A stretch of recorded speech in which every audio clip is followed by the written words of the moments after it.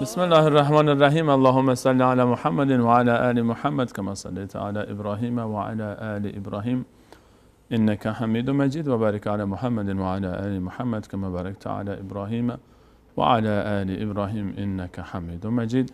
عرض سلام و ادب و احترام خدمت همه شما خوبان عزیزان، دوستداران برنامه سفره دل. الله را بی نهایت سپاس از اینکه یک بار دیگر همین توفیق نصیب راه بنده و همکاران بنده شد تا در برنامه دیگر از برنامه‌های سفره دل خدمتگزار شما خوبان و سروران باشیم. در استودیو در خدمت جناب دکتر نور محمد و مرای عزیز خواهیم بود. در چند لحظه‌ای که فرصت باقی است در این برنامه پیشرو داریم، همراه شما عزیزان در ادامه مسیر برنامه‌های گذشته صحبتمون رو ادامه خواهیم داد. جناب دکتر خوش آمدید.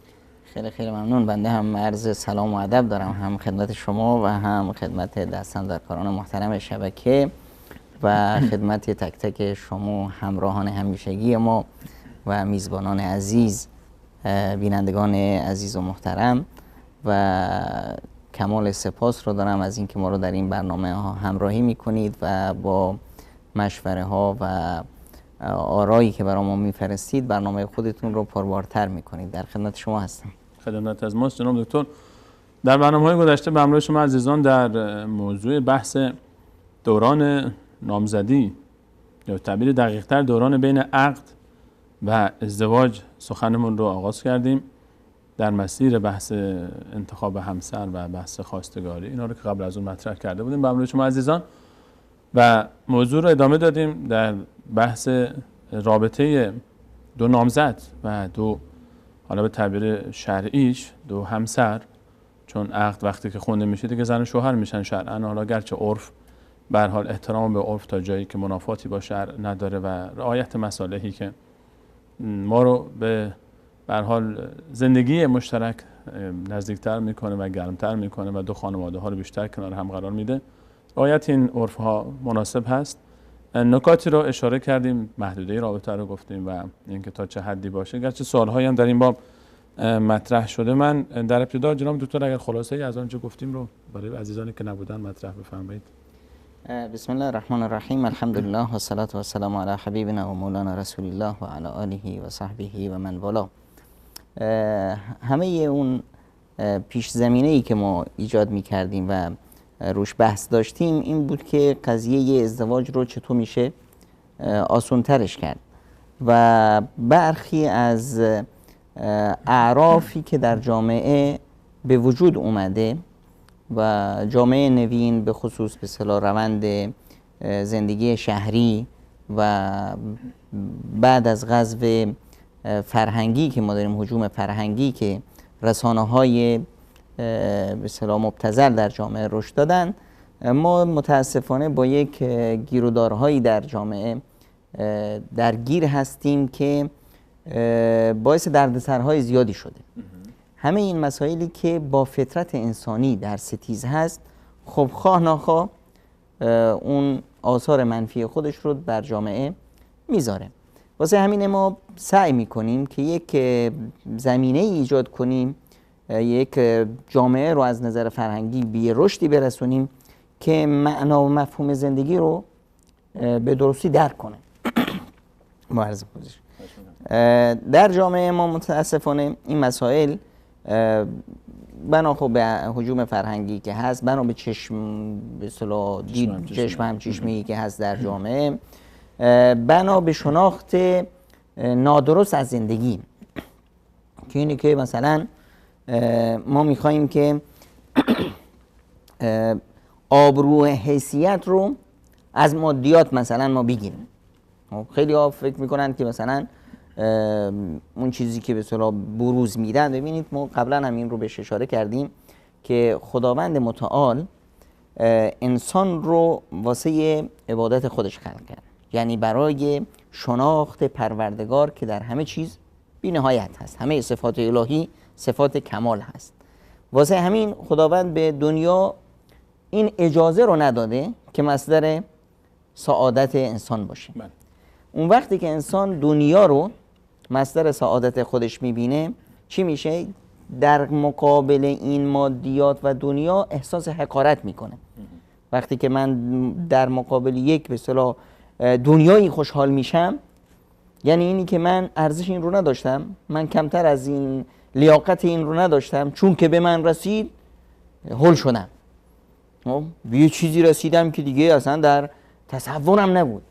اما اگر برای من یک ارزش مهم می بود، خب مثلا کسی وقتی که میبینیم دختر خانم و آقا پسرها وقتی که میان مثلا بعد از یک معانات و یک سختی های شدیدی که هست، فشارهای مثلا روحی روانی که روشون هست به خاطر مثلا این مرحله عمری که طی میکنن، یک هو قضیه ازدواج مثلا مطرح میشه، یه کسی از راه چتی، از راه چیزی یه قلبکی براشون میفرسته، کسی دیگه با خط زیبا نوشته I love you، این خوشش اومد این رو پاسش کرد، یا خودش نوشت به اصطلاح من دوست دارم، بدون اینی که فکر کنه که این خب به انسان یه چیزی رو دوست داره، از یه شناخت محبت میاد. خب این که منو نمیشناسه، منو ندیده، یا یه بار دیده از یه جایی رد شد عاشقم شد، این کار به اصطلاح عاقلانه نیست. نه این رو عقل میتونه قبول کنه، نه هیچ اصلا با درایت یک انسان نمیخونه.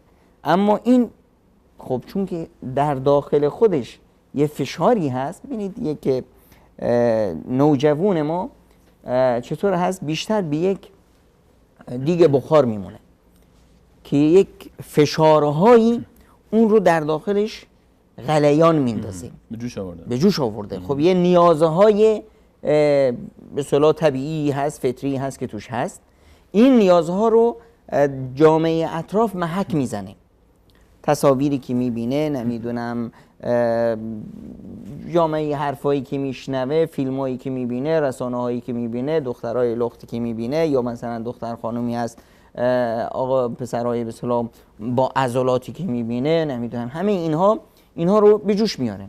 خب الان این نیاز به یک به اصطلاح همون پیچ موری داره که باید شلش کنیم پس بیاد بیرون. این همون درایت هست، همون فرهنگ هست، همون رشد فکری هست که متاسفانه وجود نداره. کسایی نیستن که مثلا اون رو مهارش کنند، خانواده، محیط، مدرسه، مسجد، اینا مثلا کمرنگن در زندگیش، ایمان در زندگیش کمرنگه. اینجاست که دیگه با هر چیزی منفجر میشه، با هر چیزی به اصطلاح واکنش نشون میده. یکی گفت به من گفته من تو رو دوست دارم، از روزی که به من گفته دوست دارم خواب و خیالم رو پرونده، نمیتونم درس بخونم، نمیتونم فلان کنم. خب این مرحله بسیار حساسی هست.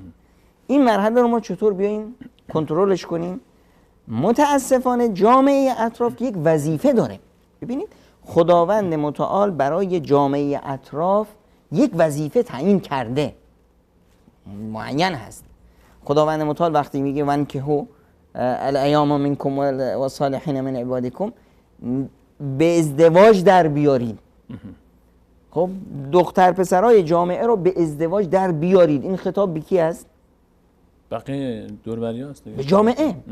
این وظیفه جامعه است که بیایید اینا رو ازدواج کنیم. خب خدای من شما این وظیفه رو به ما دادید، خب اینا که هیچ کاره این، نه کار درست و حسابی دارن، نه حقوق درست و حسابی دارن، نه خونه برای خودش دست و پا کرده، نه ماشین و زندگی برای خودش دست و پا کرده، چطور ما ازدواجش بدیم؟ ادامه آیه چی میگه؟ این یکون فقرا یغنیهم الله من فضله. اگر اینا فقیرن اونطوری که شما ادعا میکنید، این وظیفه شما نیست، کار شما نیست، شما در این مسئله رو به اصطلاح قوز بالا قوزش نکنید، مطرحش هم نکنید. این یکون فقرا یغنیهم الله من فضله، خداوند اونها رو از فضل خودش بی نیاز خواهد کرد. این بخشش علامتان کفارتش وعده گرفت. این وقتی که خداوند ضامن شد، خب اگر جامعه کوتاهی کرد، پیامبر اکرم صلی الله علیه و سلم به جوان میگه به جامعه هیچ بها نده. اگر وظیفهش رو انجام نداد، خداوند متعال ثلاث حق علی الله عنهن، سه طایفه هستن، سه گروه هستن که خداوند متعال کمک به اونها رو به عهده گرفته. یکیش کیه؟ یکیش جوانی هست که یرید العفاف. اون جوانی هست که میخواد ازدواج کنه، میخواد به اصطلاح خودش رو حفظ کنه در جامعه‌ای که هست، از این فشارهایی که هست، به هر حال میخواد به اصطلاح به سر و سامون بگیره و نداره، میره قرض میگیره از این ور اون ور، یه جوری به اصطلاح. اما وقتی قرض میگیره یعنی چی؟ یعنی یک برنامه رو درست میره. قرض گرفتن این نیست که دیگه چشمش باشه مثلا به دختری که مثلا مهریه‌اش رو گذاشتن آنچنان رقمی، خب بعد دیگه مثلا من همینو میخوام. نه خیر، جامعه رو باید، حتی خانواده ها رو ببینید در مسائل ازدواج اینقدر دین ما تأکید داره بر ساده کردن اینا. حتی مثلا ولی دختر کی هست؟ پدرش هست. پدری که دختر رو بزرگ کرده به این وقت رسیده. فقها میان میگن آقا اگر این دو پدر سخت گیری کرد، دخترش رو به ازدواج در نه آورد، نمیدونم بهانه‌های فلان گرفت، به اصطلاح جامعه حق داره ولایت رو از پدر بگیره. این پدری که به اصطلاح صد راه شده، آقا ببینید تو این خونه فرد عاقل کیه؟ برادر بزرگ. آقا برادر بزرگ تو ولی دخترها هستی، خواهرات رو به اصطلاح شوهر بده برن. اینقدر قضیه رو به اصطلاح آسون کرده. اون وقت ما میاییم چیکار میکنیم؟ یه مهریه‌های سنگین میذاریم، بعد دیگه نمیدونم خط و نشان میکشیم که نمیدونم شیربها میذاریم، نمیدونم جهیز میذاریم، یک چیزای از من درآوردی. حالا بعضی میان باز میگن که آقا ما مهریه زیاد نمیگیریم، چیکار میکنیم؟ خب وسایل بیارن. خب حالا همینا رو اجازه بده جناب دکتر، چون بحث به هر حال موضوع ازدواج یه سری گره‌هایی در مسیر قرار میگیره دیگه. به هر حال که ما حالا به همراه شما بینندگان عزیز قصد داریم بیشتر در این باب امروز صحبت بکنیم، بحث گره‌های کوری که وجود داره و گره‌هایی که در مسیر ازدواج. مسئله الان مهریه که به هر حال پررنگ است، نیمچه اشاره‌ای هم در برنامه گذشته بهش داشتیم. بحث مهریه حالا بعضی جاها خیلی، یعنی که اکثر جاها، یکی از خود گره‌های اصلی بحث مهریه است. چه چیزهایی باید باشه در مهریه؟ آیا اصلا مهری باید باشه؟ و چه حدی باید باشه؟ چه سقفی باید باشه؟ باید این مهریه حق پدره، حق مادره؟ یکی میگه بابا میگیره به جیب میزنه، یکی میگه که این شیربهاست، وقتی که اسم شیر میاد دیگه خود طبیعتا مادر میاد وسط، یا نه اصلا حق خود زنه و اون باید انتخاب بکنه. چیکار باید کرد این وسط؟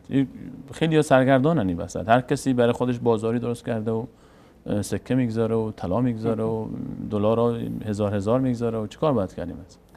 ببینید در مورد مهریه خداوند متعال در سوره نساء میفرمایند و آتوا النساء صدقاتهن نحله.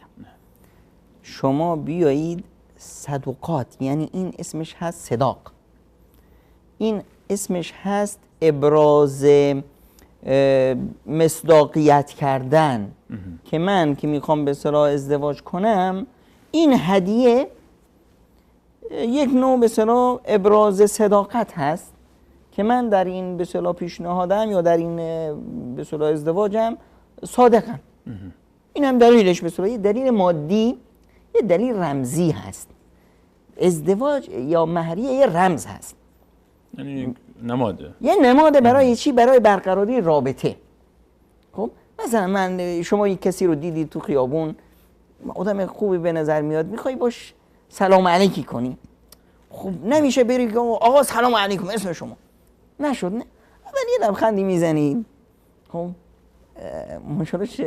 من قبلا شما رو دیدم، یه بهانه، یه مقدمه ای که به اصطلاح بیا ما با هم دوست شیم، یعنی مسیری که میریم با هم به اصطلاح گپ شپی کنیم، مسیر رو با هم طی کنیم.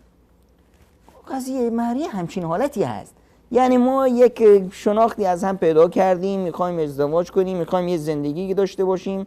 حالا برای زن اینی که به اصطلاح زن همیشه دنبال خانه است، دنبال یه زندگی است. طبیعت زن دنبال زندگی است، یه سرپناه میخواد، یعنی یکی به اصطلاح استقرار میخواد، امنیت میخواد، یه چتر بالا سر میخواد. زن دنبال به اصطلاح اون، برعکس مرد، جوون بیشتر دنبالش هست، دنبال یک نوع به اصطلاح خوشگذرانی هست، یه نوع به اصطلاح رفع بار شهوانی هست. واسه همین ما تاکید میکردیم دفعه پیش که به اصطلاح خواهران یا به اصطلاح عروس خانم ها بعد از عقد قضایای به اصطلاح جنسی یا عاطفی رو تا آخرش نرند. قضیهش همین بود که این خواهش یا این انگیزه رو در مرد از بین نبرند، بذارن که این تا آخرین لحظه آتشش باشه تا زودتر قضیه ازدواج را بیفته. خب این طبیعت مرده، فطرت مرد اینطوری است، فطرت جوان اینطوری است. واسه همین زن مهریه نمیده، مرده که مهریه میده. خب این مهریه رو برای این میده که به اصطلاح ابراز کنه که من در این تصمیمم صادق هستم. خب این یه رمزه. حالا ببینید طرف میاد ازدواج کنه با خانومی، مهریه رو چی تعیین کردن؟ زن و مرد خودشون. یه دست کفش، یه جفت کفش، دمپایی اونم کفش نه. خب پیامبر خدا صلی الله علیه و سلم به خانم میگه تو به خودت، به اصطلاح خودتو، مال تو، ذکرش هست که خودتو و مال تو به مهریه این، به صداق این دارایی این فرد که یک دمپایی هست قبول داری؟ گفت بله قبول دارم. ببینید پس اینجا یک شخص رو ما نمیفروشیم، قیمت یک انسان یک دمپایی یا نمیدونم 1000 سکه طلا نیست. قیمت اون انسانی که هست، اون خانومی که هست، ممکنه که بسیار که خانم بسیار خیلی ثروتمندی هم باشه که براش مثلا دمپایی و اینا، نه که کارخانه دمپایی هم داره. خب اینه که این قضیه یه رمزه، یه علامت هست. این من اینو در توانم هست، این رو میدم. و یه چیزی هم هست که بالاتر از توان من هست و اون چی هست؟ حق جامعه. این رو متاسفانه ما نمیبینیم. بابا جامعه بر تمام افراد اندیشمند و عاقل حق داره. حالا اگه یه دیوونه ای اومد، بخشید من کلمه رو استفاده میکنم، اما این اقتضای این به اصطلاح جا هست که من اینو بگم که اگر یه آدم دیوونه ای اومد یه مهریه خیالی گذاشت، اینجا دیگه من نباید بیام اینو تکرارش کنم، این دیوونه است. چرا حق جامعه رو پایمال کرده. خب جناب بعضی میگن آقا مهریه طرف مجبور نیست، داماد مجبور نیست قبول بکنه، دختر خانم میاد مهریه میگذاره، چه بسا حتی خود دختر هم بعضی وقتا خودش هم کاسه دختر از آش میشه و میاد میگه آقا جان من مهریم باید نمیدونم از دخترم، دختر خالم، از فلانی که از من از اون خیلی خوشگل ترم، قد بلندترم، دماغم اینطوریه، چشم اونطوری، از اون قشنگترم، بعد حداقل کمتر که نباشه. اون چقدر بوده؟ 1370 تا سکه طلا نمیدونم به سال روز تولدش بوده، بعد منم 1370 بعد بگذارم. یا بعضی مناطق اصلا قوم ما، مثلا ما طایفه ما، قوم ما اصلا نمیکشه، زشته برای ما که مثلا ما از $100,000 کمتر بگیریم. یا اینها خب ما دامادم مجبور نیست دیگه، خانواده روز میگن آقا مجبور که نیست، من این رسم ماست، مجبور نیست، میتونه جای دیگه بره. حق جامعه پس کجا رفت؟ الان حق جامعه بر من داماد اقتضا میکنه که دست بکشم از اینجا. خب بعضی وقتا داماد میگه دارم میدم.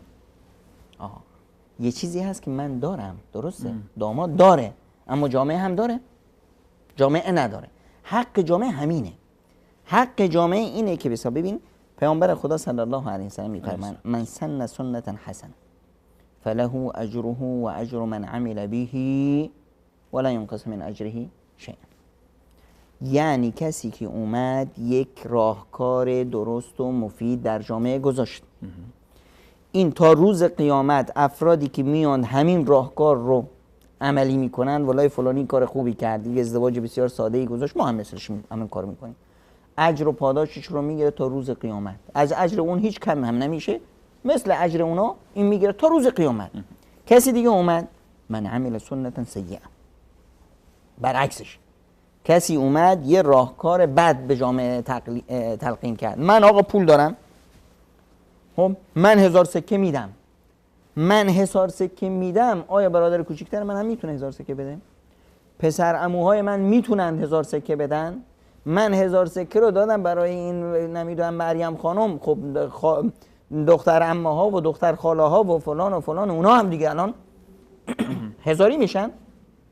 خب همیشه که شما فرمودید که به اصطلاح دختر خانم میگه که من قیمتم از دخترم هم کمتر باشه، من که تحصیل کرده ترم، چاقلوترم، نمیدونم لپام بیشتر آب گرفته، نمیدونم فلان، از این حرفا. خب پس اینجا شما این کسی که این کار رو میکنه در واقع خیانت میکنه به جامعه، داره یک بسیار راهکار زشتی رو در جامعه نهادینه میکنه. بعد جامعه میاد این رو تقلید میکنه. این چقدر خودش زیر بار رفت، دیگرانی که میان تقلید میکنن چقدر براشون مشکل ساخته شد. خب اینا همش گناهش میاد به گردن این آقا. در ثانی قضیه به اصطلاح مهریه ببینید یه ظلم هست در حق زن. مهریه یه ظلم هست در حق انسانیت زن. به چه معنا؟ یعنی چی مهریه ظلم هست؟ ببینید آقایی که اومده یک خانومی رو گرفته که به اصطلاح با 1000 سکه طلا به اندازه نمیدونم سال روز به اصطلاح ولادتش، این دختر خانم رو باید در 5 سالگی باید باشون ازدواج کرد که دیگه قیمتشون نره بالا. نه دیگه هر چیز زودتر ازدواج بکنن بهتره، چون هر چیز بالاتر رفت دیگه قیمتش سکه میره بالا. خب این چی میشه؟ این آقایی که اومده به سلام زنی رو با مهریه بالا گرفته، این در واقع در خودش در استمرار زندگی دیدش برای این زن دید کلفت میشه که من این کلفت خریدم، الان هیچ وقت اجازه نخواهد داد پدر مادر دختر، برادر خواهرای دختر، نمیدونم خیشان از دختر یک سر سوزن تو زندگی اون بگن که آقا چرا به این بیچاره ظلم میکنین، چرا اینقدر ازش کار میگیرین، چرا نمیدونم به فلان حقش نمیرسید. آقا من این همه پول دادم به شما چه؟ در حالی که اگر انسانیت اینجا می بود، خانواده می اومدن دخترشون رو به این آقا با محبت انسان میدادن به انسان، در واقع یک انسان می خریدن، انسانیت اون رو می خریدن. دختر نمیدادن، پسر می گرفتن. این پسر میشد، این داماد میشد پسر اون خانواده. مهار این به اصطلاح منت اون خانواده رو به گردن تا آخر عمرش احساس میکرد. اینجا وقتی که پدر می اومد یه حرفی میزد، این جوون با کمال میل قبول میکرد، میگفت این پدر خوبی منو میخواد، این پدری که این دخترش رو که 20 سال به راش زحمت کشیده، 2 دستی داده خدمت من، این بدی من رو نمیخواد. وقتی که دخترش رو داد جون جگر به اصطلاح. حالا اومدیم و این خانواده به اصطلاح همون بهانه‌ای که میارن که آقا امکان داره طلاقش بده فلان بده. خب اومدیم و زندگی استقرار پیدا نکرد، این دختره میخواد جدا بشه از این بلایی که به سرش اومده، 1000 سکه طلا داده کوفتی شده، الان این بلای جانش شده. خب الان میخواد نجات پیدا کنه، چی کار باید میکنه؟ خب میره که به اصطلاح آقا منو طلاقم بده. اولین حرفش چی؟ سکه رو برگردون. الان خود این خانواده میفتن تو هچل، از کجا این مبلغ رو الان بیاریم تا این کنیزی رو که ما فروختیم بخریمش؟ الان خیلی از خانواده همین مشکل دارن. من خودم با چشم خودم دیدم آقای اومده به اصطلاح تو مسجد بلند شده که آی مردم کمکم کنید، دخترم افتاده دست یک به اصطلاح چی اشتباهی کردیم فلان کردیم، الان طرف میگه که مهریه رو بس بدید طلاقش میدم. بله اما مهریه ما بدید، حق ما بدید، تا هم ندید حق ندارید که به اصطلاح حرفی بزنید. الان این دختر کنیزم رو میخوام ازش بخرم، مردم به من کمک کنید. این الان چوب چی رو میخوره؟ اون جهالت دیروز رو دیگه. جهالت دیروز رو گرفتی، وقتی پولو گرفتی عیش و نوش کردی و اونو زیر و بار گذاشتی. اصلا شاید همین مهریه سبب چی بود؟ سبب شده بود که اون عقده‌ای بشه. آدم بدی که نبود، شاید اصلا کلا قدم اون که اومده بود برای خواستگاری قبول کرده بود، قبول کردی چون آدم خوبی بود. اما این روند برخورد شما این رو عقده‌ای کرد. مهریه مشکلش چی هست؟ مشکل این روندی که ما به اصطلاح در برنامه گفتیم آقا یه وقت نامزدی هست بعدش عقد هست، این روند رو طی نمی‌کنن غالبا. میان چه کار میکنن؟ مستقیم به اصطلاح یه آشنایی میشه، بله خیلی خوبند فلان، بیا عقد کنیم. عقد که کردیم چون نام افتاد همه شناختن که این به اصطلاح پیش فلان رفت، الان اومده وقت عقد، میان به اصطلاح مهریه رو میذارن، این ارقام به اصطلاح خیالاتی اینا میاد جلو که آقا این برگشت نداره، الان راه برگشت نداره. خب این نمیدونم آقا 5 تومن کمتر کنید، اون میگه 2 ریال کم کردم، اون میگه 3 ریال بیا فلان الان. خب اینجا میگم خب حالا شما فرمودید که مثلا این یه روندی هست که در جامعه میره، اما یک موردی هست که در هر قضیه ازدواجی به طور عموم 3-4 تا ریش سفید رو حتما دعوت میکنه. طبیعتا که اینا چی هست؟ به هر حال احترام هست، چون که این یک به اصطلاح قراردادی هست که جنبه اجتماعی داره و جنبه حقوقی داره و جنبه شرعی داره. الان من میخوام بپرسم این آقایونی که اونجا تشریف دارن، همینایی که به اصطلاح جنبه شرعی قضیه براشون مهم هست که اینا رو به صورت دعوت کردن که اینجا اومدن. غالبا از طلبه علم هستند یا از علما هستند یا از وجها هستند، از معتمدین اون خانواده هستند. آقا شما اونجا چه کار میکنید؟ وظیفه شما چی است؟ وظیفه شما اینه که اومدید اونجا فقط یه خودی نشون بدید، یه 4 تا شیرینی بخورید؟ نه، وظیفه شما اینجاست که وایسید. داماد میگه که من میدم، خب بگی بی خود میکنی میدی. وقتی میدی به عنوان هدیه بده. حق نداری در مهریه این رو ذکر کنی. تو که میدی میای. من خودم در یک ازدواج شریک بودم، رفتم اولین کاری کردم دم در وایسادم. اون خب به اصطلاح پدر خانواده احتراما من رو دعوت کردی بود با 2 تا 3 تا از اساتید دانشگاه. بعد گفتم اولین حرف من نمیام داخل خونه تا بفهمم مهریه چنده. گفتن شما که میدونید ما 3 خواهر این دختر رو ازدواج دادیم، شما اطلاع دارید؟ اونا گفتن والا من اطلاع ندارم. گفتن اولیش نمیدونم $5000 بود، دومیش $10,000 بود، حالا این به اصطلاح خودمونه تره و فلانه و از خود است و اینا. ما گفتیم که زیاد 5 تا نریم، گفتیم $12,000. گفتم پس ببخشید شما $12,000 رو بگید جای من اینجا نیست، چون که من فردا میرم سفره دل. خب کسی تلفن میکنه آقا تو ازدواج فلانی بودی، $15,000 بود، $12,000 بود. جالب اینجاست که همون اساتید دانشگاهی که اونجا بودن بعضیاشون میگفتن آقا این مهریه واسه اینه که طلاق صورت نگیره. خیلی اینو میگن. گفتم بابا این مهریه سبب اول طلاق مهریه است.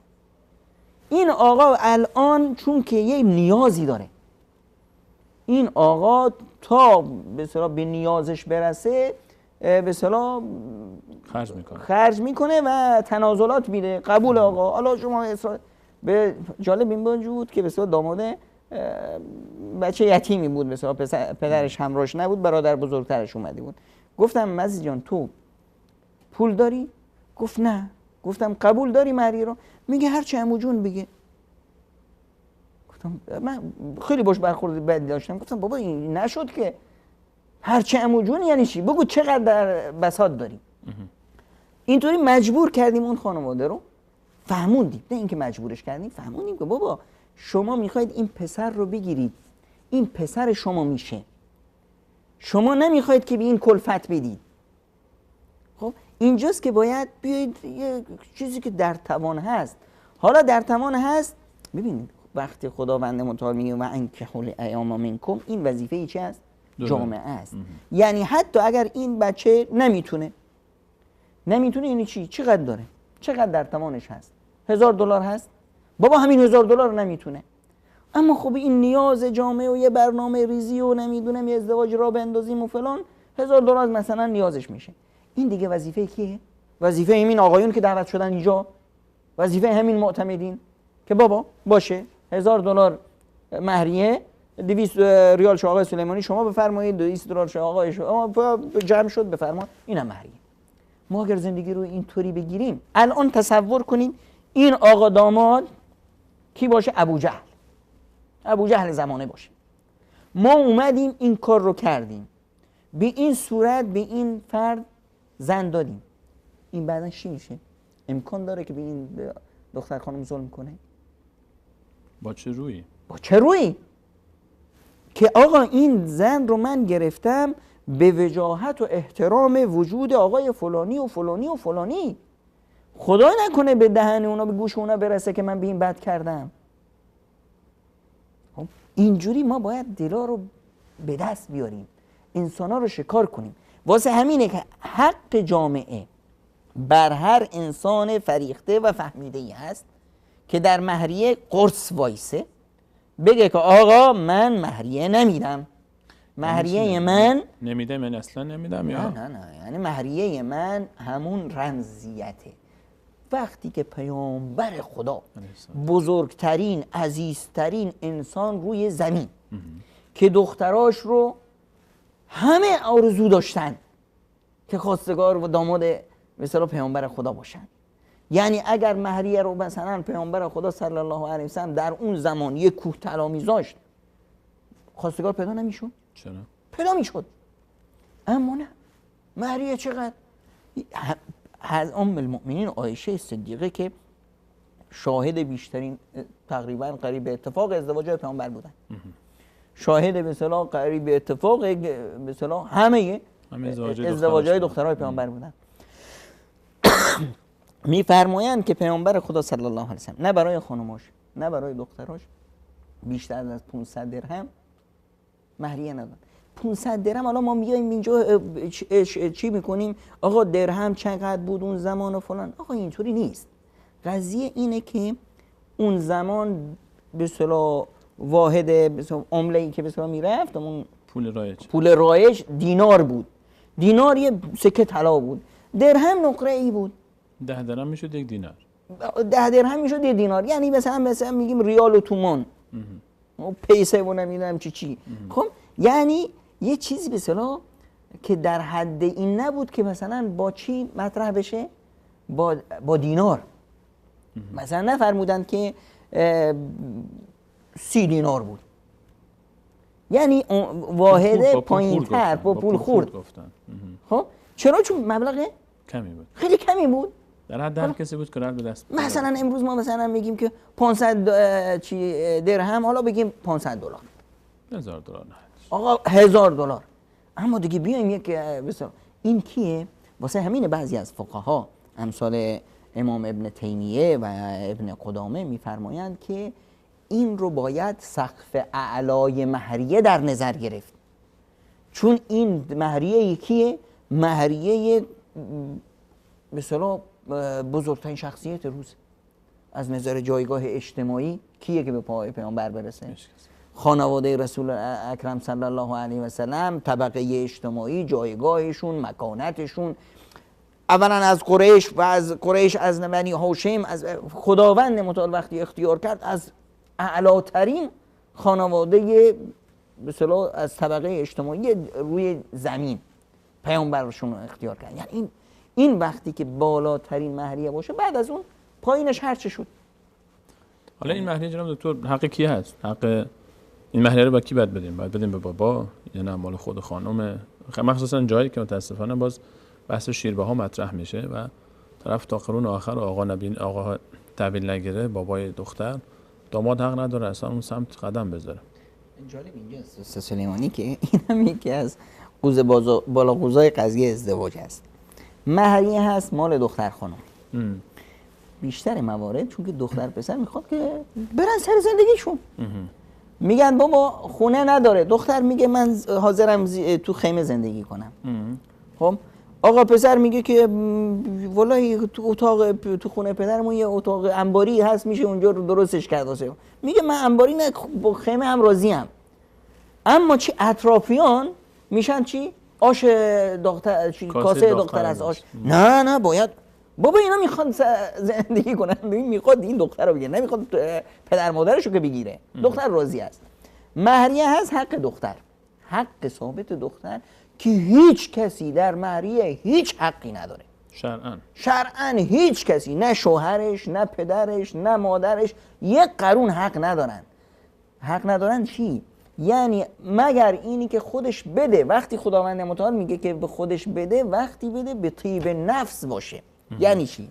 یعنی مثلا اگر پدر اومد گفت که والله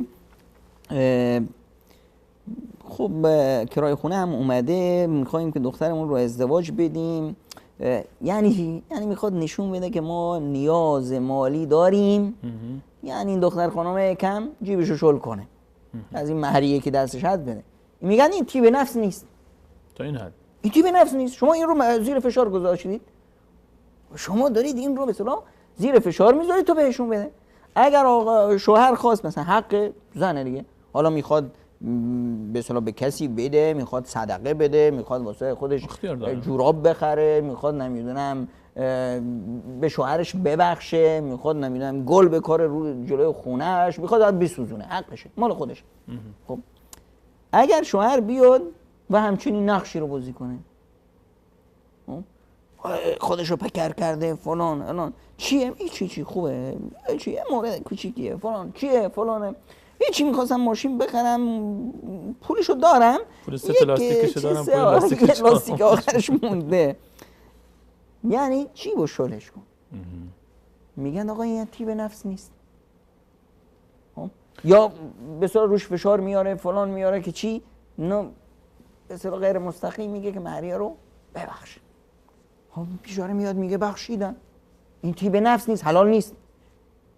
اینی که اگر حالا بابای دختر خانم اصلا دختر خانم نمیدونه که چه موقع بابا پولو تحویل گرفت، کجا خرج کرد، چقدر گرفت، این چی میشه حکایتش؟ این دیگه ظلم است، این حق نداره. این فاجعه است. اول این فاجعه است، ظلمه که شما دارید پول مردم رو میچاپید بدون اینکه به اصطلاح ازش اجازه بگیرید، حقشه. این مهریه فقط حق دختره. بعد از اون نمیدونم شما فرمودید شیربها، ما اینجا به اصطلاح گوساله نمیفروشیم که بگیم بابا این گاوه شیرش دادش پولش رو بدیم بلا نسبت. خب وقتی که ما میایم اصلا این کلمه شیربها یک کلمه زشته، فحشه. وقتی مادر بیاد بگه که من پول شیرم رو میگیرم، خب نمیدادی. حالا بعضی جا تعبیرش میگن، تعبیر دیگه استفاده میکنن، میگن پیشکش. حالا بعضی پیشکش میگن به فتح کاف، بعضی پیشکش میگن. حالا این اسمش عوض کردن دیگه، حالا این اسم نیست دقیقاً. هر چی اسمشو بخوان بذارن. جالب اینجاست، ببینید همین مادر اگه واقعا راست میگه چرا به بچه شیر داد؟ اگه شیر نمیداد چه اتفاق میافتاد؟ یکی دیگه چه میداد؟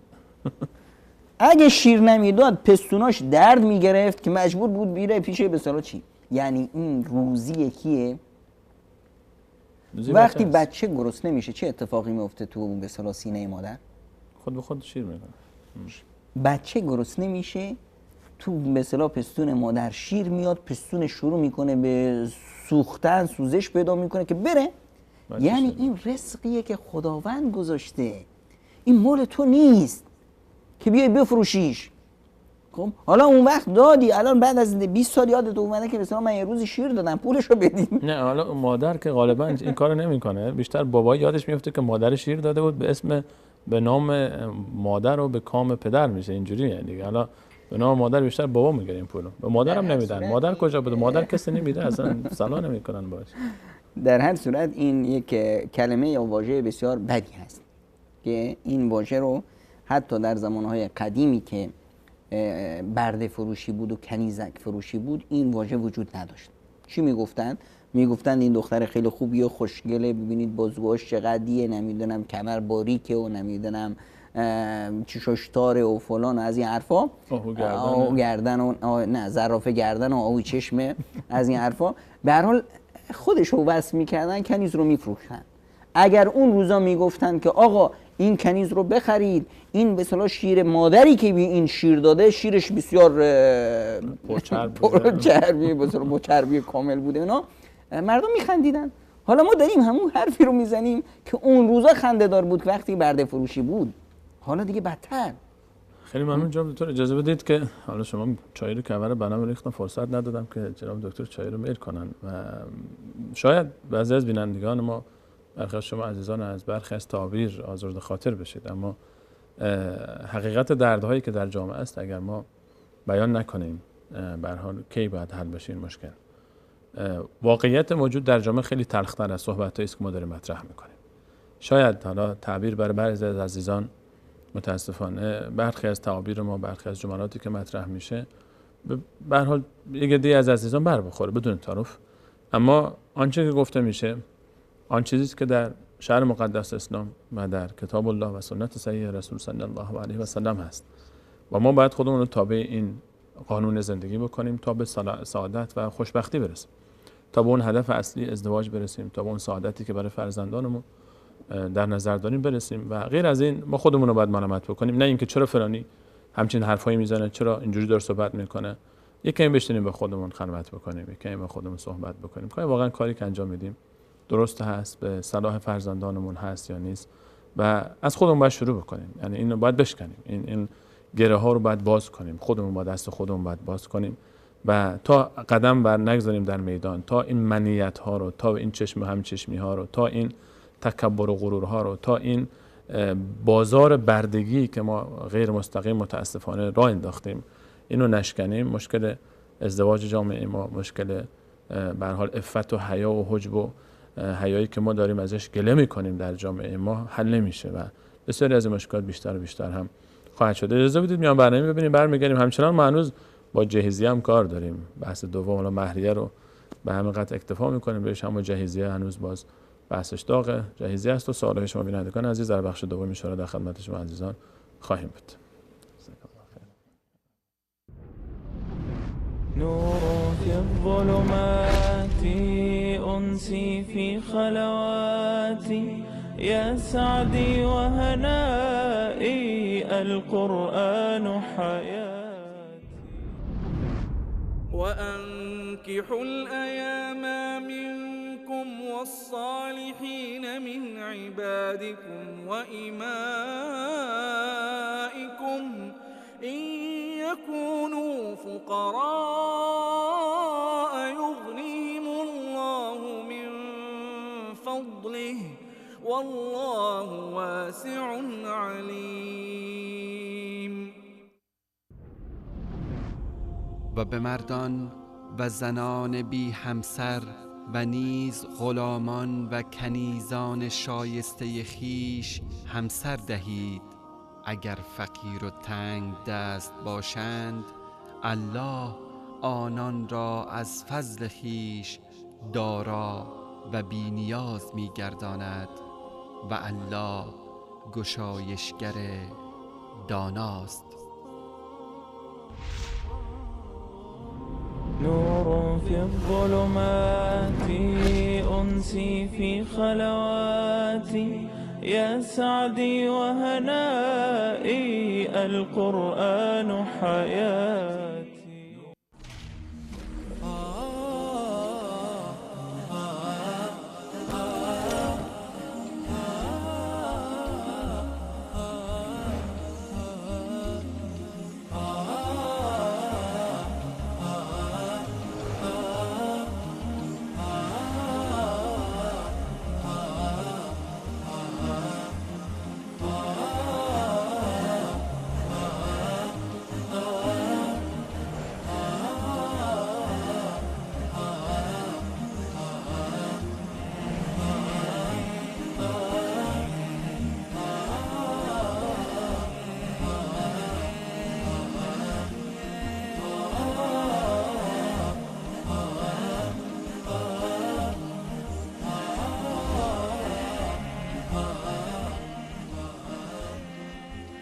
بله سلام مجدد خدمت شما عزیزان و سروران.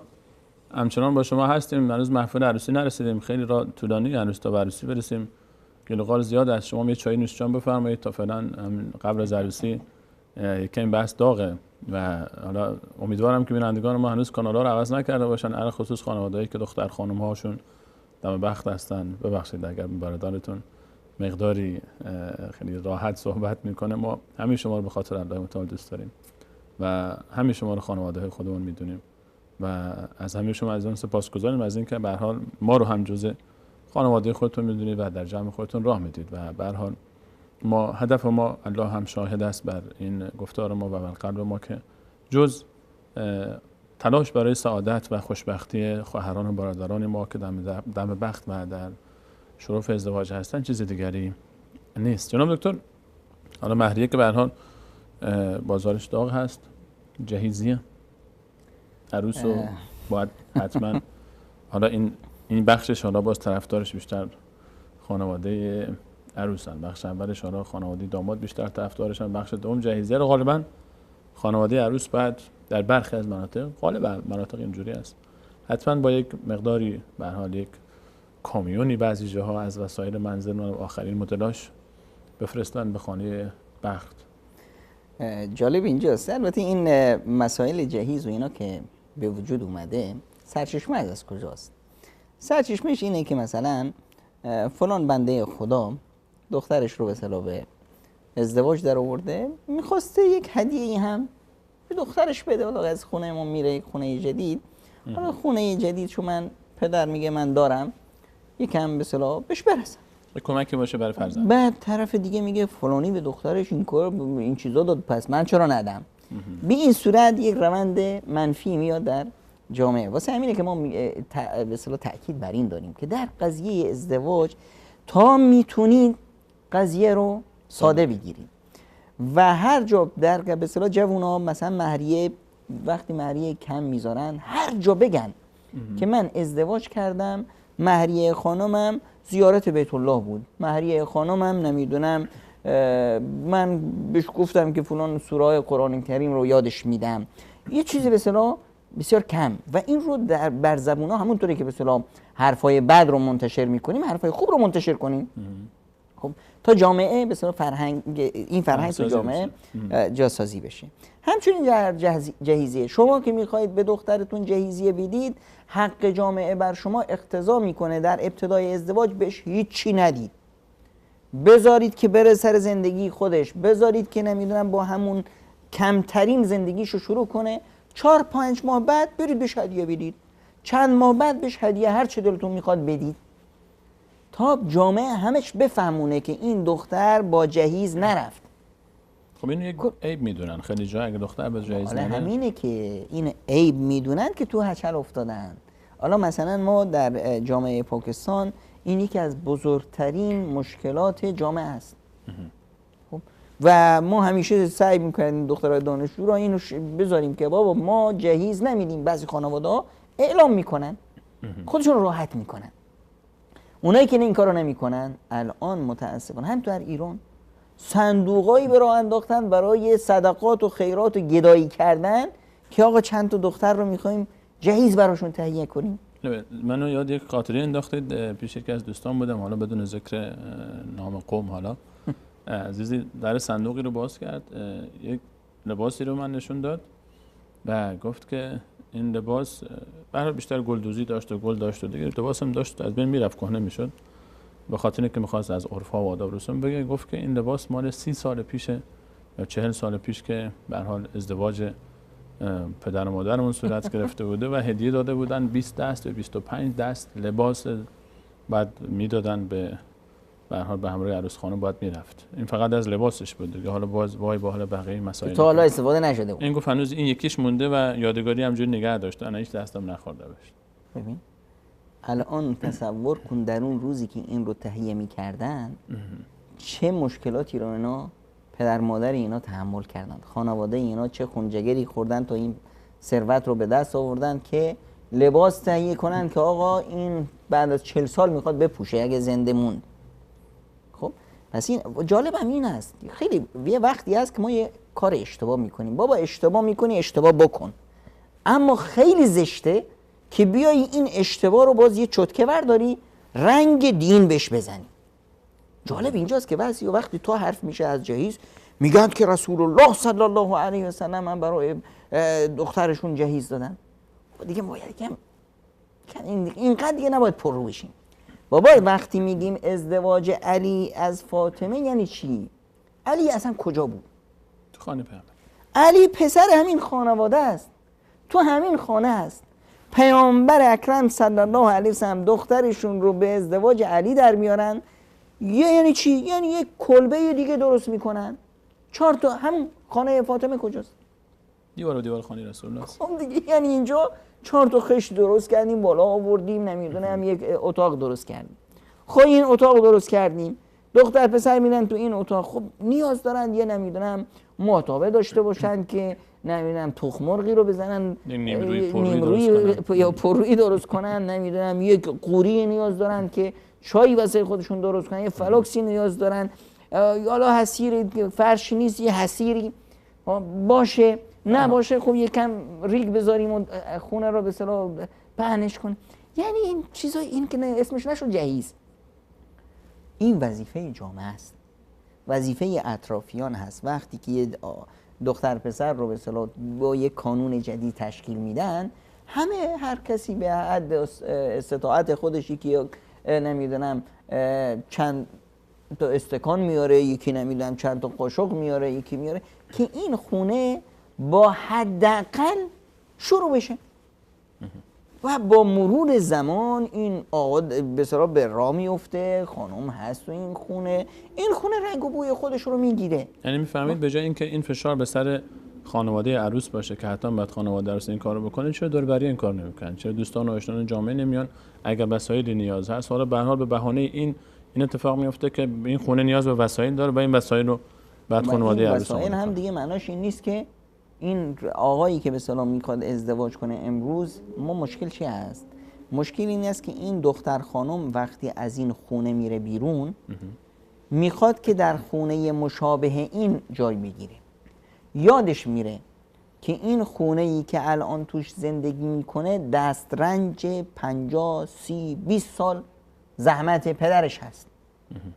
خب این خونه در طی 20 سال ساخته شده که الان شما تخت دارید، یخچال دارید، نمیدونم فلان دارید، علان دارید، این دارایی ها ثمره یک روز نیست. نه دیگه، به هر حال در طول چندین سال بابا زحمت کشیده. الان شما می‌بینید که همین کار، همین روندی که پدر به اصطلاح داشته شما تکرارش کنید. یعنی شما میرید از همون صفری که پدر شروع کرده، شما میرید شروع میکنید، بعد از 20 سال شما به این مرحله برسید. اینی که شما برید به اصطلاح این مرحله رو بخواید، جالب هم اینجاست که نه دختر این رو میخواد، نه آقا پسر هم تواناییشو داره، نه دختر خانم و خانواده دختر هم تواناییشو دارن. اما چون جامعه میخواد، میخوایم که به چشمای جامعه نشون بدیم. اینه مشکل ما، که ما به جای اینکه واسه خودمون زندگی کنیم، برای چشمای دیگران زندگی میکنیم.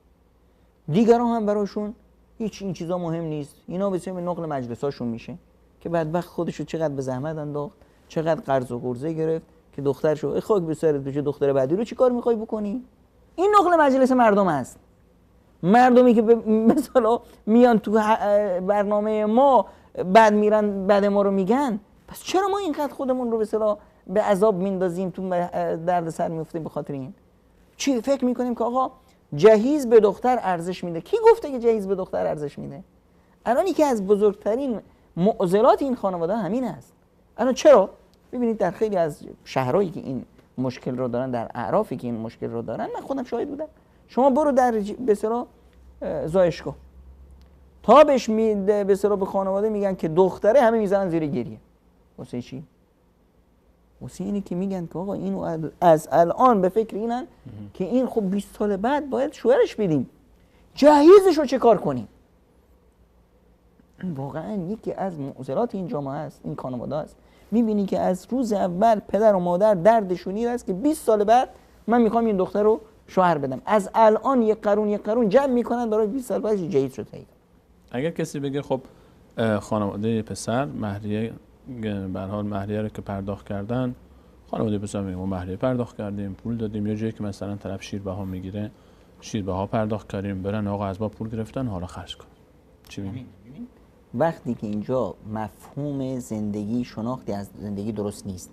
اینجا قضیه چی است؟ قضیه اینه که من کنیز خریدم، ما داریم کنیز میخریم، اونا میخوان از ما برده میخوان. خب باید پول برده رو بدن، ما که پول کنیز رو دادیم. این معناش همینه دیگه. اما اگر ما الان 4 تا دختر داریم، یه دختر دیگه به دخترامون اضافه میشه، میریم دست و پای اون خانواده رو میبوسیم. بابا من 2 تا پسر دارم، یه پسر دیگه به من دارن میدن. این معنای زندگیه. خب وقتی که ما اینجور میشیم، ما الان یه خانواده بودیم پرت، یه خانواده دیگه، یه فامیل دیگه با هم میشیم. ما نمیدونم فامیل فلانزایی بودیم، الان فامیل فلانی اومده، ما 2 تا قبیله با هم یکی میشیم. چه بعضی از خانواده ها جناب دکتر این گونه تصور میکنن که ازدواج فرزند یک فرصتی است برای درآوردن پول و ثروت و مقام. همینه دیگه. این خانواده ها در واقع هم قضیه به اصطلاح داد و ستد بازار هست. قضیه نمیدونم برده فروشی و کنیزخری هست. خب این مفهوم رو اگر از ذهنمون پاک کنید، زندگی خیلی شیرین میشه آقا سلیمان. خیلی شیرین میشه که شما بسیار ببینید یه دختر خانم، ببینید اومد تو خونتون، یه دختری که به اصطلاح زحمتش رو دیگران کشیدن اومد شد مال شما، یه پسری که به اصطلاح زحمتش رو دیگران شد مال شما. زندگی به اصطلاح پربارتر شد، روابط اجتماعی پررنگتر شد، خوبی ها بیشتر شد، صداقت و محبت بیشتر شد. خب این بهتره یا نه؟ تو قرون آخر دنبال هم باشیم که آقا اینقدر مهریه بود کجاست؟ پیشیشو دادی اما پسیش مونده. نمیدونم جهیزشو ببین چقدر دادن. من خودم شاهد بودم. یه همسایه داشتیم بنده خدا دختر خانمش رو داده بود به اصطلاح به یک دختر خانم بیچاره پزشک متخصص کودکان داده بود، مثلا به نمیدونم پسر عمه‌اش نمیدونم چی در مهم آدم، چون این عرف جامعه اینجوریه، تو یه مضیقه اقتصادی افتاده، تو زندگیشون خوب میرفت. خب 2 سال بعد یه مضیقه اقتصادی براش اومده بود، حالا بهانه کرده بود که آقا من که گفته بودم به من انگشتر بدید، شما چرا انگشتر طلا دادید؟ من انگشتر الماس خواسته بودم. اینو بهانه کرده بود، قضیه داده به طلاق داشت میکشید. خب یعنی این عرف ها رو باید بشکنیم. اینا یک کارهای جاهلانه است که ما انجام میدیم تا وقتی که در این رو از سر خودمون برنداریم، این کنار نخواهد رفت. واسه همینه که جهیز دادن از طرف خانواده ها یک به اصطلاح جرم اجتماعی است. یک کار ما طرف میاد همیشه هم همین حرفه که ما جهیز نمیدیم، ما یه هدیه‌ای واسه دخترمون در نظر گرفتیم. آقا اگر هدیه واسه دخترتون در نظر گرفتید، وقت ازدواج بشنوید، یه ما بعد بدید و وقت ازدواج اعلام کنید. در همچنین مثلا اعراف این واجب اون خانواده از یه واجب اجتماعی که باید داد بزنن، هر جا اعلام کنن که الحمدلله ما دختر گرفتیم، جهیز ازشون نگرفتیم. خیلی بده که جهیز آدم بگیره، دختر هم میگیری روی اون خانواده که به به دختر دادن، فشار دیگه هم میذاری، ظلم دیگه. خب اون دختر هم هر جا باید بره بگه که من اینقدر عزیز و شریف بودم که خودم جهیز خودم بودم، خودم با ارزش بودم. ارزش من به خاطر 2 تا نمیدونم یخچال، یک نمیدونم فریزر و یک تلویزیون این نبود. خب حالا جناب دکتر یک سوال، الان خب به هر حال دختر پسری که الان ازدواج میکنن اول زندگی نیاز یک سری وسایل دارن طبیعتاً، و خود همین ساده گرفتن هم، یعنی ساده برگزار کردن این معناست که یعنی دستخالی میرن تو یک فضای خونه جدیدی، حالا نیاز دارن به هر حال به یک سری وسایلی، نیاز دارن به یک سری امکاناتی. خانواده اگر بخوان مثلا خانواده دختر برای دخترش، پسر برای پسرش کمک بکنن، شما میفرمایید به شکل جهیزه این کار نکنن. خب چیکار بکنن که اون نیازم بعد برطرف بشه یا نه؟ این نیاز ببخشید، نیازی که در این خانه هست، این وظیفه یکی است، وظیفه شوهر است. شوهره که خانه رو تشکیل میده، نه خانم. و در مثلا در جامعه‌ای که به اصطلاح جهیز بالا هست، ما یک مورد بسیار خطرناکتر دیگه داریم و اونی که پسر میاد داخل یک خانه ای که خودش در ساختن این خانه هیچ نقشی نداره. تلویزیونی که نگاش میکنه، سفره دل رو تماشا میکنه، این تلویزیون خانمه، من نمیخوام. الان جرئت نداره که بگه که مثلا من میخوام سفره دل نگاه کنم، نه آقا من میخوام برنامه کودک نگاه کنم، تلویزیون خودمه، تلویزیون خودمه. خب یخچال در شوا میکنه، از اون ور خیلی از خانم‌ها هم اینطوری هستن، تربیت اجتماعیشون اینطور به اصطلاح شده، زجر کشیده برای تهیه کردن این جهیز. الان به اصطلاح مواظب است که خط نخوره. اصلا کلا خانم‌ها نسبت به وسایل خونه‌شون حساس هستن، همه به استثنا، علاوه خصوص که باز خودش هم اینا رو یعنی خانواده زحمت کشیده باشن آورده باشه. چون اون خانه، این دختر خانم دیده که خانواده‌اش چه خون جگری خوردن تا این رو به اصطلاح تهیه کردن. طبیعت تهیه این وسایل وظیفه به اصطلاح آقای خانواده است، مرد. حالا این مرد تواناییش رو نداره، این وظیفه الان محول میشه به کی؟ اطرافیان، به جامعه، نه به پدر و مادر این فرد. من که حل ایام منکم الصالحین. پدر و مادر و خانواده جزئی از این جامعه هستند و اولاترند. خب اگر توانایی دارن اونو میدن. پدر مادر توانایی ندارن، عموها و دایی‌ها و نمیدونم عمه‌ها و اینا توانایی دارن، اینها هم در حد توان خودشون. لا یکلف الله نفسا الا وسعها. خب اینی که هر کسی یکی به صورت 4 نفر دوست جمع میشن که آقا فلانی ازدواج کرده، چطور بیا یک یخچال واسش بخریم. یخچال میخرن. چند تا چی میشن. در بعضی از اعراف من دیدم خیلی جالب بود که در به اصطلاح برنامه ازدواج هر کسی میاد سلامی میکنه به داماد، یک به اصطلاح ظرفی که پاکتی توش مبلغی هست، این رو میذاره تو جیب داماد. جالب این بود که من دیدم خب که هیچ کسی از اینها اسم خودش رو روی چی؟ پاکت ننوشته. پاکت ننوشته. امکان نداره. که یعنی داماد اصلا نمیدونه کی چقدر داد. چه حرکت قشنگ. خب چی میشه؟ این مبلغ همون مبلغیه که داماد میاد به صورت زندگیشو شروع به حرکت می‌کنه، تو جای به صورت زندگی چرخ بره نیازهای افتاد. مهمشو میگیره حداقل. این کار رو باید بکنیم. بعد در جوامع دیگه عادت بد هست که آقا بیا هدیه ببریم. هدیه چه ببریم؟ همه در فکر اینن که یه هدیه‌ای ببرن چشمگیرتر باشه، ارزونتر باشه، گنده‌تر باشه، ارزونتر باشه. یه دفعه ببینین 10 تا فلاکس آوردن. 10 تا فلان 6 تا اتو آورد. 6 تا اتو نمیدونم فلان. چون این چیزاییه که مثلا چشم میگیره بلنده، تو هر جا نگاه میذارنش، ساعت 20 تا ساعت می اومده تو این خونه، چی کارش میکنه؟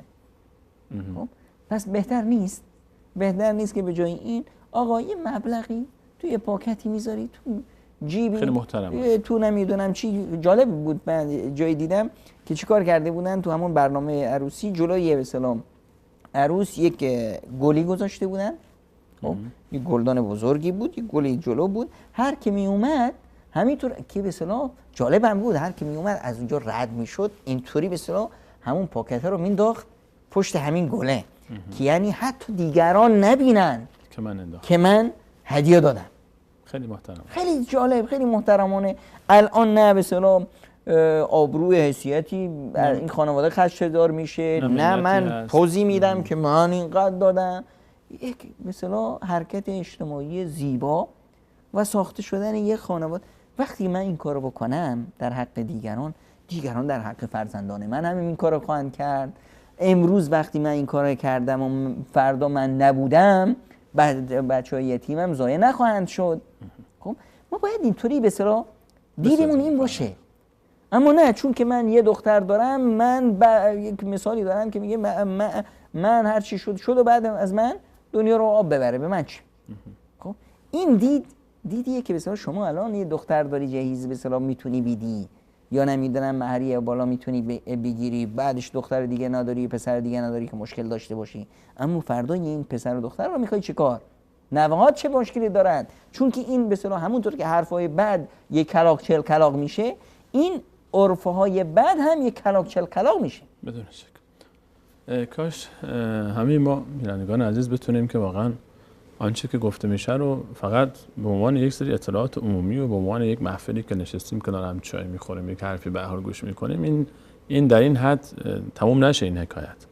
از همین الان هممون دور برمون بشینیم فکر بکنیم آقا فلانی پسر خالم، پسر عموم، دختر خاله، دختر دایی، دختر همسایه، دختر آقای فلانی، پسر آقای فلانی، پسر این همسایه، دم بخته، یک حکایتی، یک حرکتی، یک فکری بکنیم، یک خبری بگیریم دور خودمون رو نزدیک بکنیم، ببینیم که چه نیازهایی دارن، چه کمکی میتونیم بهشون بکنیم، تلاش بکنیم حداقل در اگه مراسمشون شرکت میکنیم. خیلی برای عروسی میرن با خودشون هدایایی میبرن، به جای هدایا با رعایت حفظ شخصیت مقابل و بدون اینکه بی احترامی بشه، بی حرمتی بشه، حالا یا یک دوستی جمع بشه بیاد دور بر 3-4 از دوستان جمع بشن به عنوان هدیه، یک جوری محترمانه که به هر حال شخصیت هم حفظ بشه. این مسائل مهم است و این مسائل رو اگر ما رعایت بکنیم خیلی قدم بزرگی برداشتیم در راه حل و بازگشایی این گره‌های ازدواج که پیش روی هم است. جناب دکتر اجازه بدید چند تا از سوالای بینندگان رو هم داشته باشیم قبل از این کار باز به اون ریخت و پاشهای ازدواج برسیم. برای شما در برنامه گذشته ما شما درباره رابطه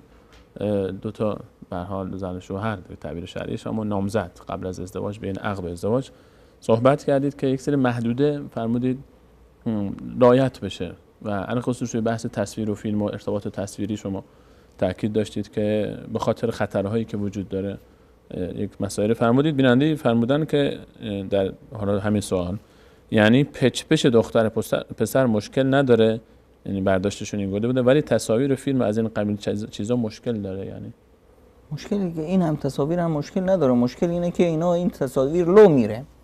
خب کسی بخواد به اصطلاح استفاده بکنه امکانش هست. خب کیه از ما کی که مثلا خوشش خواهد اومد که مثلا تصویر نامرتبی از همسرش یا خودش دست مردم باشه؟ پس چرا ما بیاییم یک به اصطلاح محدوده ای رو بریم که خودمون رو یک کاری بکنیم که به اصطلاح چرا عاقل کند کاری که باز ازت پشیمانی. فرداش اگر خدایی نکرده یک تصویر یا یک فیلم که خود ما درست کردیم افتاد دست کسی و بین موبایل ها و در همه جا به اصطلاح باعث آبروریزی شد، ببینید چقدر از دخترها زیر فشار رفتن. به خاطر چی؟ به خاطر اینی که طرف یک آدم به اصطلاح نابابی تلفن کرده که من یه عکس ازت دارم و یا به من اینقدر پول میدی یا نمیدونم این باج میدی و الا اینو همه جا رو به اصطلاح یا فلان، یعنی خواسته به اصطلاح استفاده ابزاری از طرف ببره، سوء استفاده بکنه به خاطر یک چیز، عکسی که کیه؟ خب این عکس از کجا اومد؟ خودش سبب بوده. درست. مثلا اینی که ما میگیم به اصطلاح یک احتیاطی محدوده رعایت کنن واسه خودشونه. اما مگه نه لحاظ شرعی و ایناش مسئله اشکال شرعی نداره؟ لحاظ شرعی زنشه. هیچ چیزشه به اصطلاح ایراد نداره. حتی همون روابط به اصطلاح زناشوییش هم هیچ از نظر شرعی هیچ ایرادی نداره. اما باز ما تاکید کردیم که این نه، این یک مسئله است که به اصطلاح اون انگیزه رو در به اصطلاح در صورت بخشیدن ازدواج یعنی زودتر به اصطلاح قضیهتون حل میشه و ازدواج صورت میگیره و به اصطلاح زندگیتون رو غلطک میفته. این بهتره از اینی که به اصطلاح اون انگیزه رو از بین ببرید.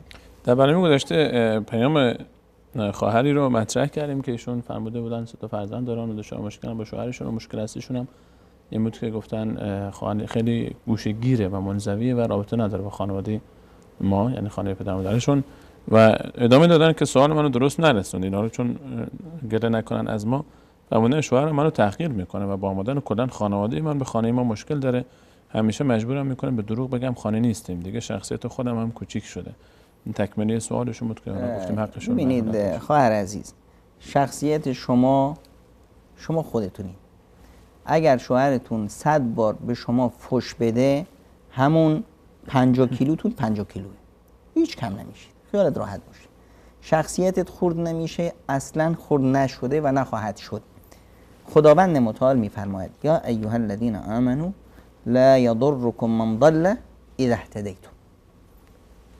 ای مؤمنان اگر شما درست باشید هیچ کسی دیگه به شما ضربه نمیزنه. وظیفه شما این نیست که بیایید واسه شوهرت داروغه بشی، پلیس بشی، معلم باشی، قاضی القضات بشی. وظیفه شما در عقد ازدواج این بود که شما این شوهر رو خوشبخت کنید. این شوهر شما رو خوشبخت کرد یا نکرد شما از این پرسیده نخواهید شد، اون بازخواست میشه. خب پس شما بیا حرف ما رو این دفعه بگیر و یک همسر درست باش برای این شوهرت و وظایف خودت رو به نحو احسن انجام بده، هم شخصیتت حفظ خواهد شد. این شوهر حتی برای فرار از چشمای مردم که ببینن که بابا چه همسر فرشته‌ای داره اما داره بهش ظلم میکنه، خودش کم کم آدم میشه. پس نه یا به اصطلاح خودت رو زجر نده که آقا فلانی این کار میکنه و علانی این کار میکنه. تو رو چه به اونا؟ تو رو چه به شوهرت؟ تحقیر کنه بابا 100 تا فحش بده. بابا شما قضیهتون از فحش و از این چیزا گذشته. شما قضیهتون وقتی که شدید لباس همدیگه. یعنی چی؟ یعنی پوشاک همدیگه شما یکی هستید. حالا طرف بیاد این لباسشو پاره کنه دوباره میدوزش. خب از قضیه اینه که به وقتی که شما همه چیزتون واسه دیگه همدیگه حلال شد دیگه حالا یه فحشی یه بدی یه چیزی رو اینقدر سخت نگیر، خودت زجر نده، کار مثلا همسر موفقی باش، بقیه قضایا با مرور زمان حل میشه. خود زمان جزئی از حل هست. بیننده دیگری فرمودن سلام خسته نباشید. علیکم السلام. تشکر از شما. من 4 سال ازدواج کردم، خیلی همسرمو دوست دارم ولی در رابطه زناشویی مشکل داریم. الان 1 ساله که دارم بهش خیانت میکنم، یک پسر 4 ماه هم دارم، خیلی عذاب میکشم، بهم کمک کنید که چیکار کنم. حالا مشکل مردن یا زن ولی ظاهرا باید خانم باشه از طبیعت. مشکل روابط زناشویی مثلا مشکل دارند، اگر مشکلشون این مشکل عدم ارضا شاید یکی از مثلا این مسائل ببینید عزیزان، مسائل به اصطلاح روابط زناشویی یا مسائل به اصطلاح جنسی اینا خب دچار یه بیماری هایی میشه. این دستگاه به اصطلاح دقیقاً قصدشون همین بوده. من تعبیر رو به خاطر کمی بحث رسانه‌ایش تعدیلش کردم ولی اون بحث جنسی مرادش. این به یک به اصطلاح پزشکی مراجعه میکنند. این مسائل به صورت عموم این بیماری ها به بیش از 99% قابل علاج هست و علاجشون هم بسیار ساده است. اما چون که مردم خجالت میکشن نمیرن پیش پزشک. خجالت نکشید، برید به اصطلاح یه بیماری هست، برید به اصطلاح درمانش کنید. این اون جزء اولش.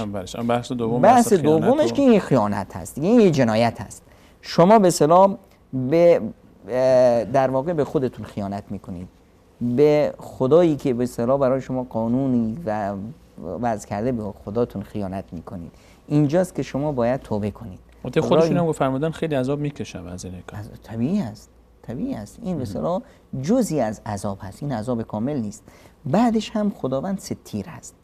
تا الان خداوند شما رو رسوا نکرده. این به معنایش این نیست که خداوند رسواتون نخواهد کرد. این به معنای اینه که خداوند شما رو میخواد. شما انسانی هستید که هر روز میگی اهدنا الصراط المستقیم، پس خداوند متعال شما رو صراط مستقیم براتون میخواد. چون که عذاب وجدان میکشید، این یه گوشمالی است که شما دارید کج میرید. برگرد. و این کج رفتن و برگشتن زیاد ادامه پیدا نمیکنه. به این صورت که مثلا یه فردی هست میاد کوره، میخواد بره به طرف چای میره، شما چیکارش میکنید؟ دستشو میگیرید، حاج آقا از این ور. حرفتو نگرفت. یکم محکمتر میگه حاج آقا میگم از این ور. میگه به تو چه؟ دارم من اینطوری میخوام برم. آخر میای هولش میدی، حاج آقا گفتم میای تو چا میافتی. بعد اگر یه سیلی زد بهت میگی برو بابا تو چا بیفت، گردن بشکنه. این مسیر رو داریم ما اینطور میریم. قضیه گناه اینطوریه. وقتی خداوند برات یه پوششی گذاشت، به اصطلاح سترت کرد، این رو خدا رو شکر کن، توبه کن، این حرف رو به کسی نگو، برو توبه کن و زندگی تو درست بکن.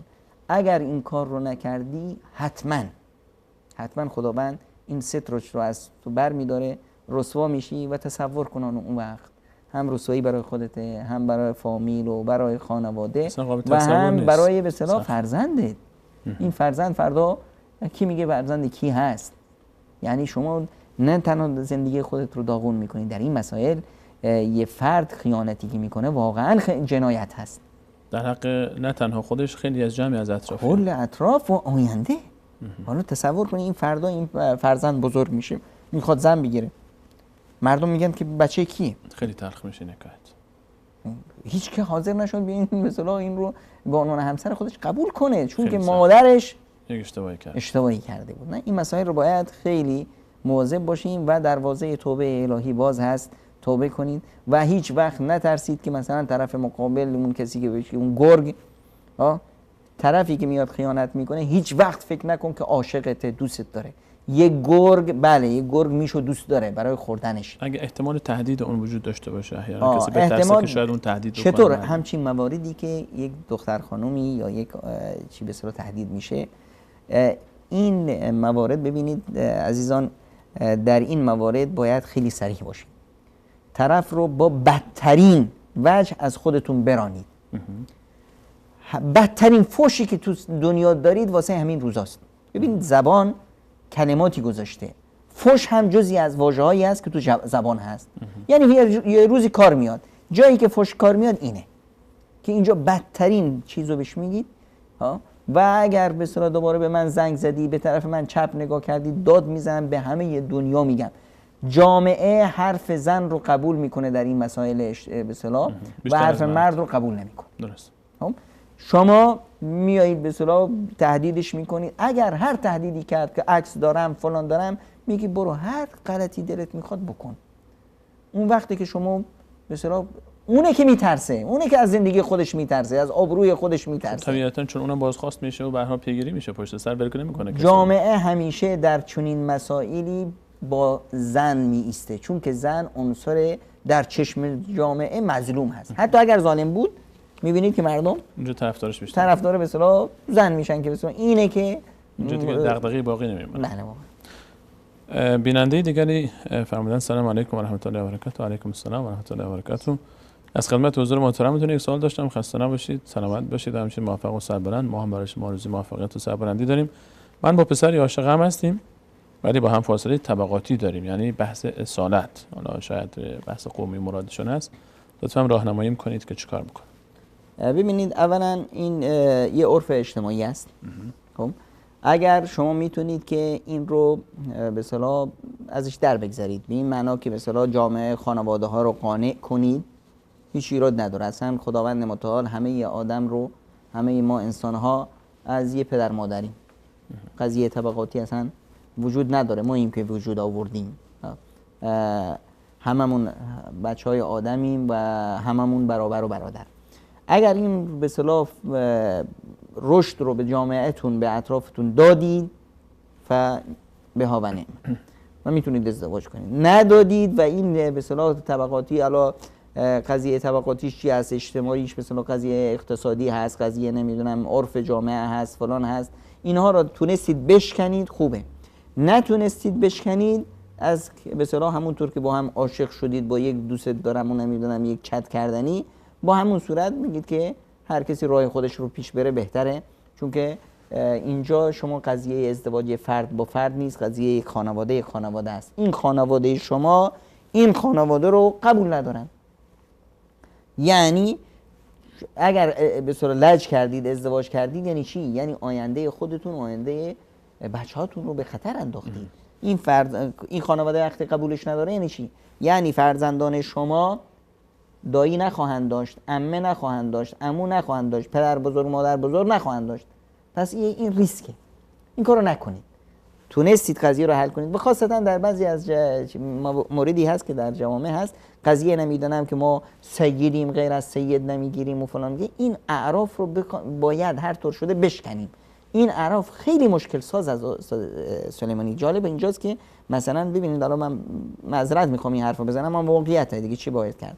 در پاکستان اونایی که میگن ما سیدیم، مردم ازشون به اصطلاح زن نمیگیرن، میگن اینا دیوونن. واسه چی؟ واسه اینی که از بس که اینا خودشون رو به هم دیگه گره زدن، ازدواجشون فامیلی شده، بیماری های عجیب غریبی دو اینا پیدا شده. خب حاضر نیستن از به کسی دیگه دختر بدن، حاضر نیستن از کسی دیگه دختر بگیرن، همشون تو هم خوردن. مشکلات اجتماعی بسیار عمیقی دارند و حاضرند که دختری که به اصطلاح 15 سال از پسر بزرگتر به ازدواج در بیان، چون که تو فامیل غیر از این پسر نیست و ما به غیر سید هم زن نمیدیم. خب این اعراف و این به اصطلاح مشکلاتی که برای خودمون، گره های کوری که درست کردیم، اینا رو بشکنیم و قضیه زندگی رو به اصطلاح ساده بگیریم. ان شاءالله همه این مشکلات حل میشه. بنده دیگری فرمودن من ازم کلاسیم تو دانشگاه خوشم اومد، اونم همینطور، ولی گفت که رفیق باشیم با هم. من جوابش کردم ولی فراموشش نکردم. چیکار کنم که فراموشش کنم؟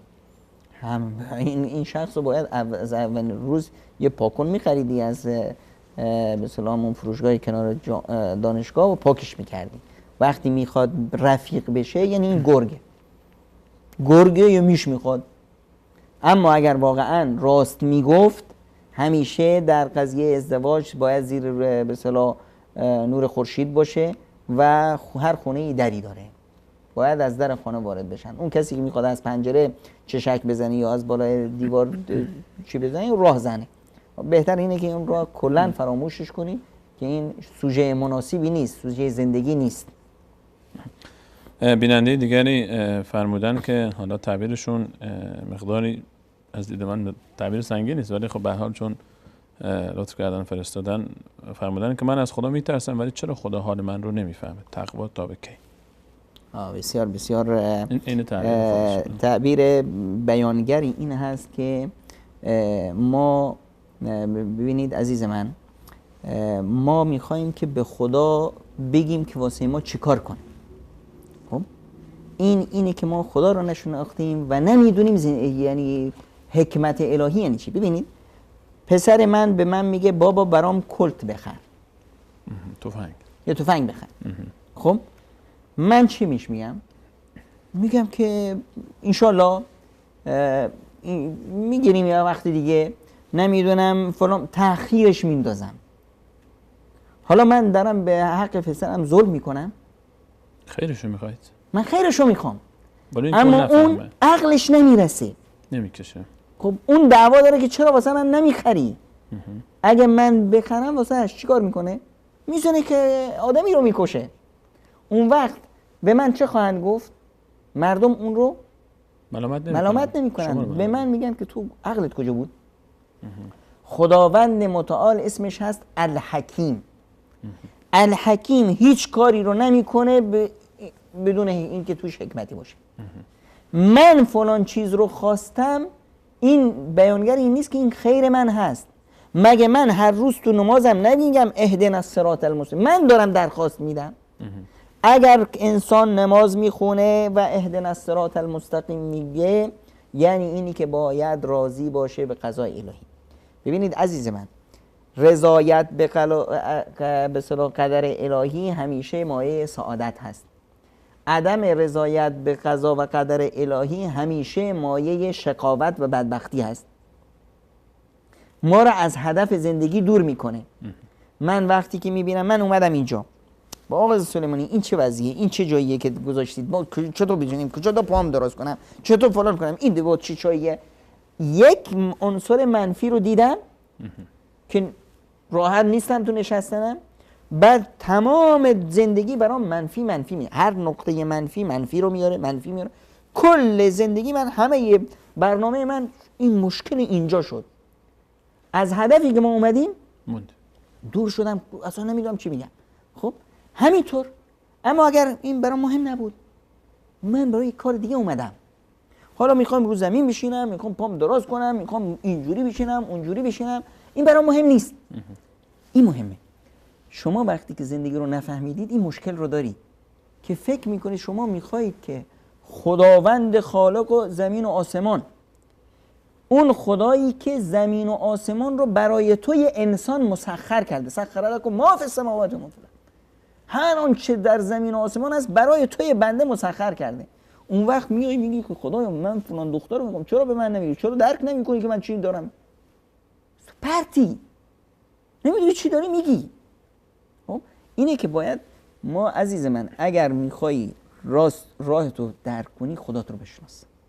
متاسفانه ما مشکلمون این است که خدا رو نمیشناسیم. نمیدونیم که رحمان بودن خدا یعنی چی، رحیمیت خدا یعنی چی، رزاق بودن خدا یعنی چی. همه این مشکلاتی که ما داریم، سوء ظن داریم به خداوند متعال، بدگمانیم به خداوند متعال. و الظانین بالله ظن سوء. این ریشه این بدگمانی کجاست؟ ببینید این بدگمانی، این عدم شناخت.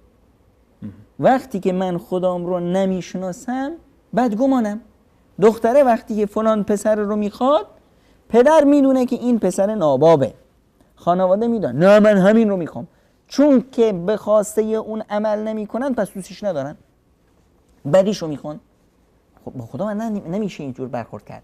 خداوند متعال میفرماد و الظانین بالله ظن السوء علیهم دائرة السوء و غضب الله علیهم و لعنهم و اعد لهم جهنم و ساءت مصیرا. خیلی تهدید غلیظ سخت است. اونایی که خدا رو به خداوند متعال بدگمانن، اینا رو خداوند نفرینشون میکنه، لعنتشون میکنه، جهنم برای اینهاست. اما شیوه برخورد با خدا چی هست؟